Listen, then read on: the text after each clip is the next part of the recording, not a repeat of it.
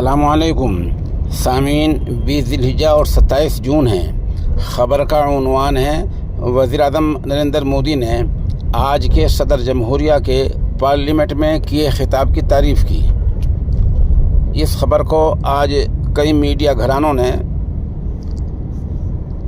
जली हरूफ में शाया किया है और बड़ी हेडिंग लगाई है कि मोदी ने तारीफ़ की।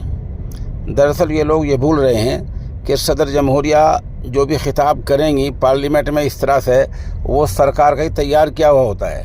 सरकारी अफसरान उसको तैयार करते हैं, काबीना उसको देखती है, वज़ीर-ए-आज़म उसको देखता है, मुकम्मल तैयार करके सदर जमहूरिया को वो खिताब दिया जाता है। वो वही बोलती हैं जो इन लोगों ने तैयार करके दिया है।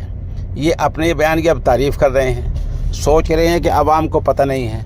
मुल्क का दस्तूर कुछ ऐसा ही है, ये कोई ढकी छुपी बात नहीं है कि सदर जमहूरिया खिताब वो होता है जो सरकार की तरफ से बाज़ाब्ता लिख कर दिया जाता है।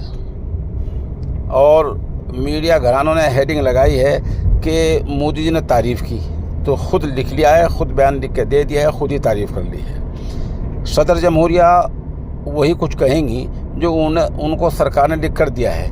क्या लिख कर दिया है? मसलन उन्होंने कहा है कि सरकार को इस्तेकाम मिला है। अब आपने मैंडेट दे दिया आवाम ने उनको कि वो मुस्तहकम और मजबूत सरकार बनाएं।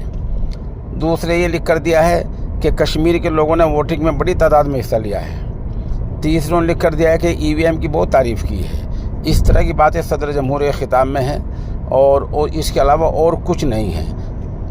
काबीना ने जिस खिताब की मंजूरी दी है वही सदर जमहूरिया ने वहाँ कह दिया है और वज़ीर-ए-आज़म ने उसी की तारीफ़ की है।